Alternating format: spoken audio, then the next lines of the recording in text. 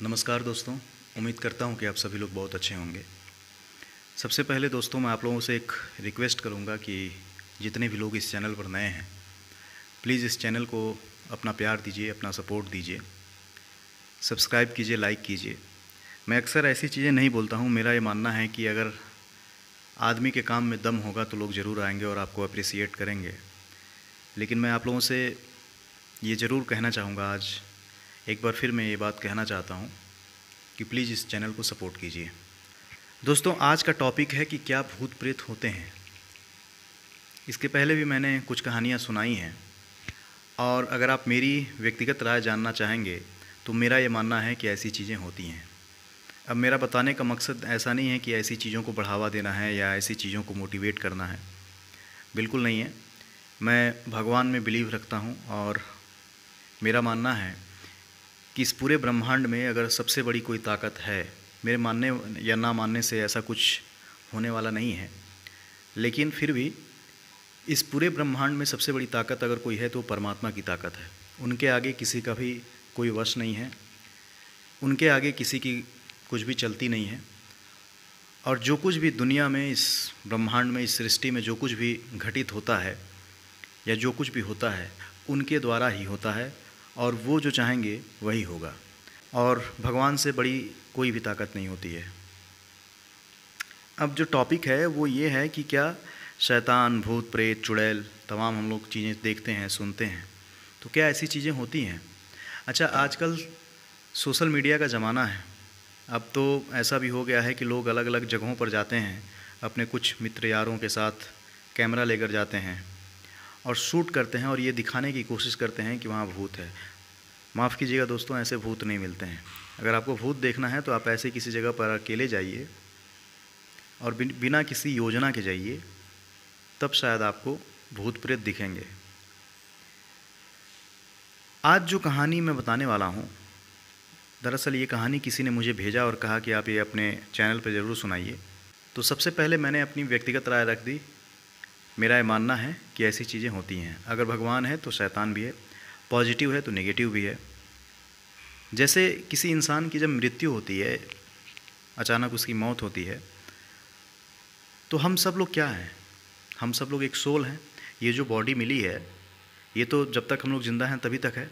मरने के बाद आपके कर्म के हिसाब से, आपके किए गए कर्मों के अनुसार आपको अगला जन्म या अगली जो भी जीवन आपको मिलेगा उस हिसाब से मिलेगा। इतना तो बेसिक चीज़ें हैं, ये सभी जानते हैं।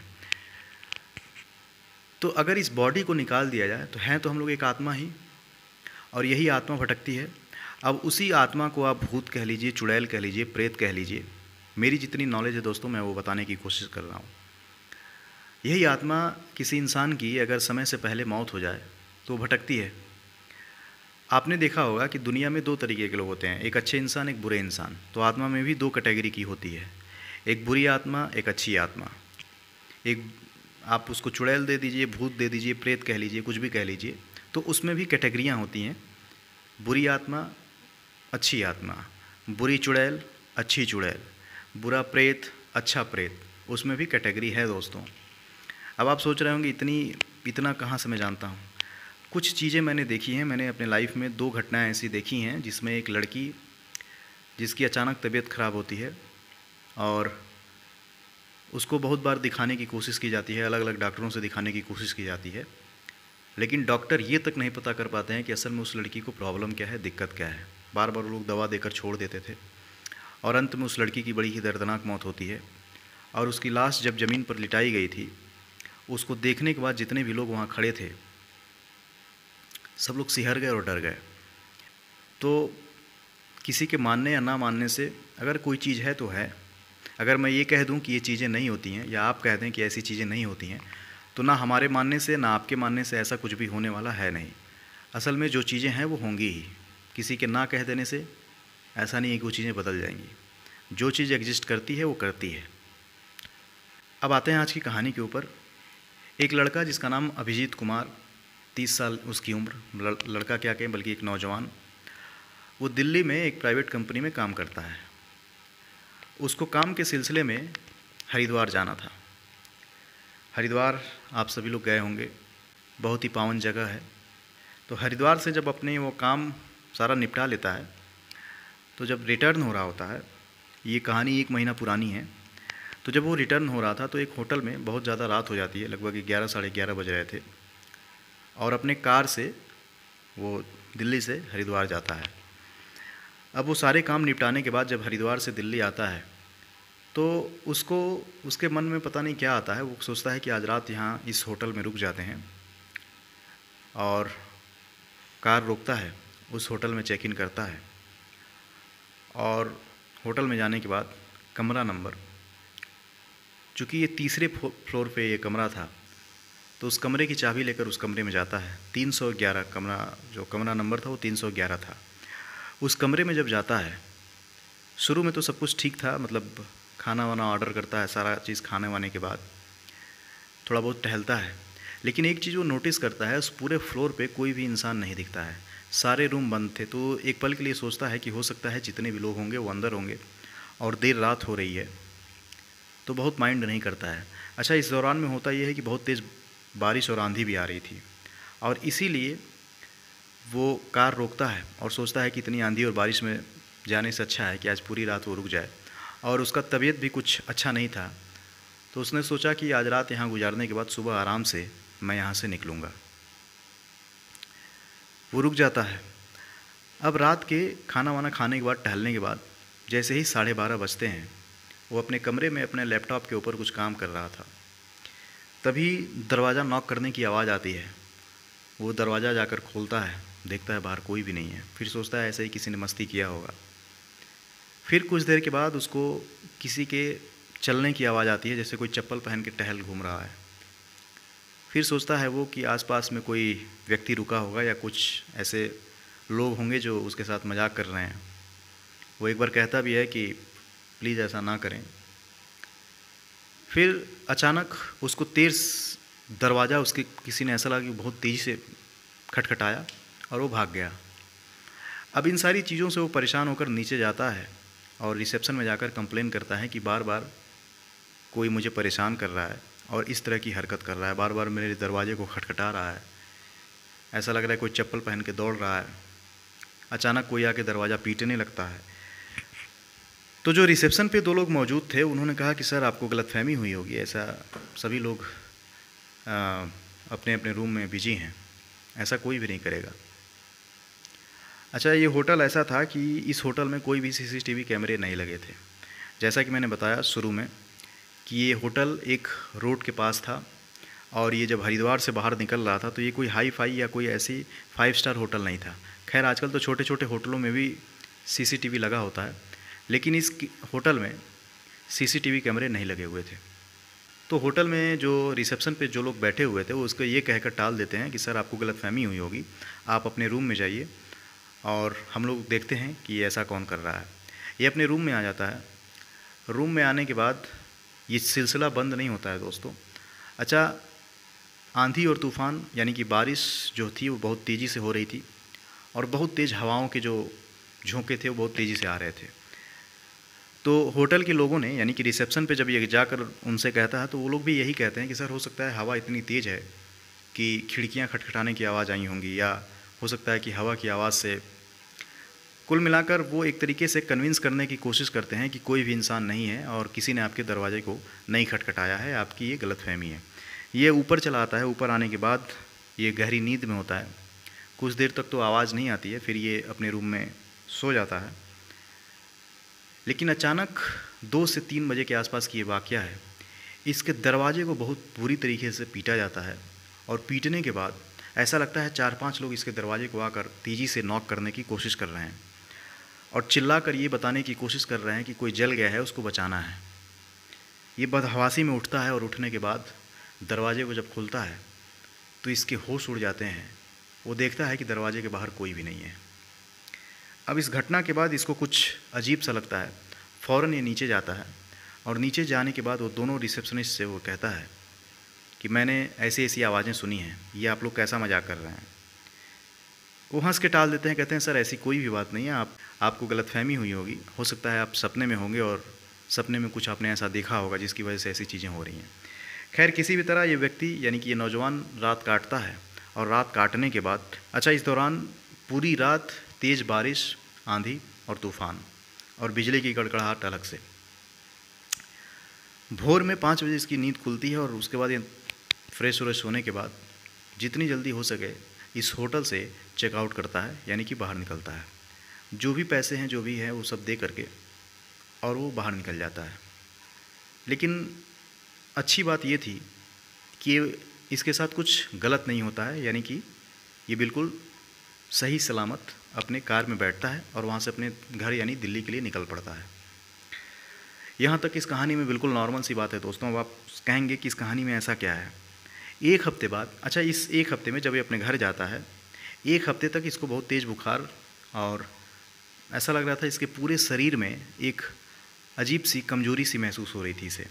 ये दवा लेता है, एक हफ्ते बाद ठीक हो जाता है। लेकिन ठीक 8वें दिन ये जब अपने कमरे में सो रहा था तो इसको एक सपना आता है और उस सपने में वही होटल दिखाई देता है, वही जो रिसेप्शन पे जो दो लोग बैठे हुए थे वो लोग दिखाई देते हैं और एक व्यक्ति, एक साया जिसका चेहरा धुंधला धुंधला सा दिखाई दे रहा था और उसको जो दोनों कमरे होते हैं और कमरे के बीच में जो कॉरिडोर होता है उसमें एक जला हुआ व्यक्ति तेज़ी से दौड़ रहा है और चिल्लाते हुए इसके कमरे की तरफ थपथपा रहा है और कह रहा है कि प्लीज़ मुझे बचा लो। ये देखने के बाद ये घबरा जाता है, इसकी अचानक नींद खुलती है और ये सोचने पर मजबूर हो जाता है कि अगर ये सारी चीज़ें आज से एक हफ्ते पहले जो हुई हैं वो सपने में कैसे दिख सकती हैं। अब यहाँ पे जो सोचने वाली बात है दोस्तों, ये थोड़ा नॉर्मल नहीं है कि आप कहीं जाते हैं, वही चीज़ वही होटल आपके कमरे में आता है, सपने में आता है, वही दोनों रिसेप्शनिस्ट भी आपके सपने में आते हैं और एक जला हुआ व्यक्ति जिसका चेहरा सही से दिखता नहीं है, उसको ऐसा लगता है किसी ने जला दिया है और दौड़ते हुए इसके कमरे की तरफ आता है और खटखटाता है और वो कहता है कि प्लीज़ मुझे बचा लो वरना ये लोग मुझे मार देंगे। अब ये व्यक्ति क्या है कि अपने एक दोस्त के साथ उस होटल के बारे में पता करने की कोशिश करता है, क्योंकि इसको आना जाना लगा रहता है दोस्तों। ये कभी हरियाणा, कभी मेरठ, कभी हरिद्वार, कभी काम के सिलसिले में इधर उधर जाता था। बाद में पता चलता है कि उस होटल में 2 लोगों की रहस्यमय तरीके से मौत हो गई थी। एक लड़की जिसकी आज तक वो होटल में आई थी और रहस्यमय तरीके से उसकी मौत हो जाती है। दूसरा एक व्यक्ति जिसकी उसी होटल में जलकर बहुत दर्दनाक मौत हुई थी और उस होटल में बहुत कम ही लोग जाते थे। जो लोग वहाँ के लोकल लोग थे वहाँ उस होटल में जाना पसंद नहीं करते थे। लेकिन जिनको नहीं मालूम था, जो भी राह चलते ऐसे होटलों में जाकर रात गुजारते थे, ऐसे बहुत सारे लोग वहाँ पे डरते थे। जब कमरों में पैक होते थे, अपने कमरे के अंदर अपना काम कर रहे होते थे, तो उसमें अलग अलग आवाज़ें सुनाई देती थीं, अलग अलग गतिविधियाँ होती थीं जिनकी वजह से लोग डर जाते थे। बाद में पता चलता है कि इस होटल में कुछ अनयूजुअल एक्टिविटीज़ होती हैं और चूँकि जैसा कि मैंने बताया 2 लोगों की मौत हो गई थी, तो इस वजह से आए दिन इस होटल में अजीब अजीब हरकतें होती थीं।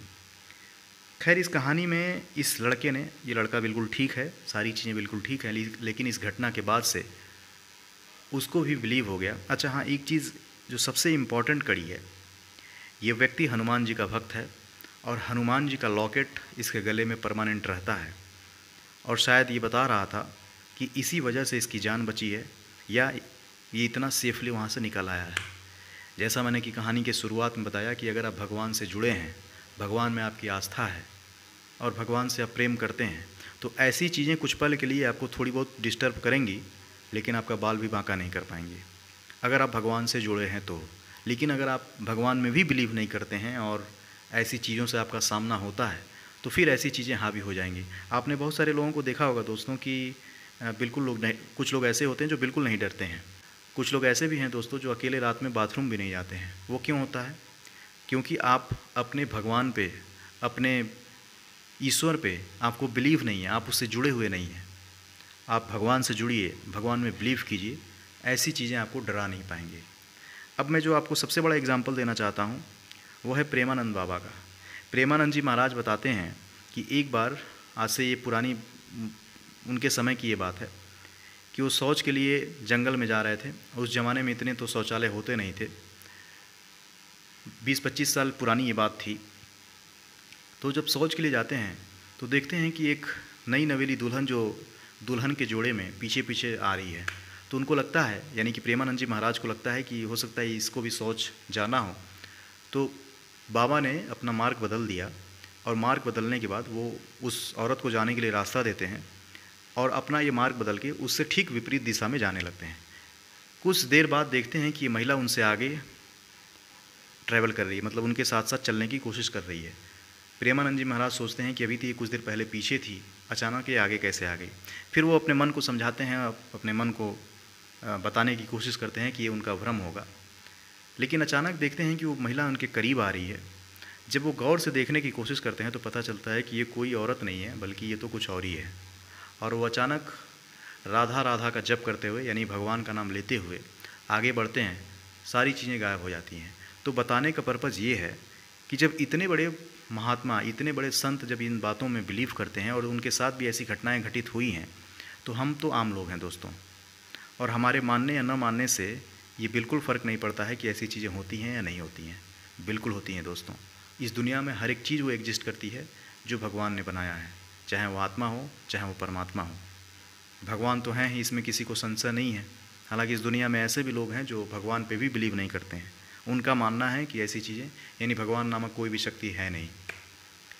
खैर, तो अगर प्रेमानंद जी महाराज ऐसी बातों पे बिलीव करते हैं और वो कहते हैं कि ऐसी चीज़ें होती हैं, तो बिल्कुल ऐसी चीज़ें होती हैं दोस्तों।